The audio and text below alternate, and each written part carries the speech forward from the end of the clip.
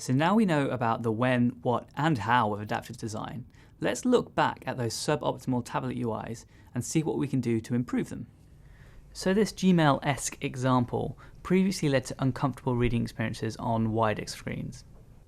We can use the divide pattern to show message details on larger devices to make better use of the space and contain either column from becoming too wide and uncomfortable to read. Here, we're capping the list at a maximum width and then filling the remaining space with the message details.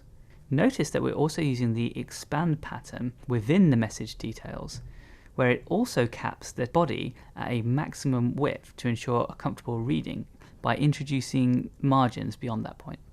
This adaptation could also help with context. We can read a message within the larger context of other emails, for example, seeing if a new message comes in.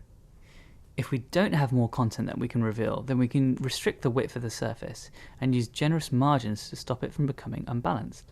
Before, this example felt unbalanced on larger devices, leaving large areas of white space.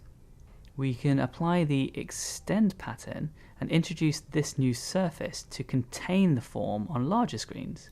We center this surface and apply generous margins within it to maintain balance. In our last example, we previously had a number of issues with unbalanced layout, overly wide buttons, and poor use of imagery. When adapting to wider devices, we can set a maximum width on the buttons, and here we reflow them to the right, preventing them from reaching awkward sizes.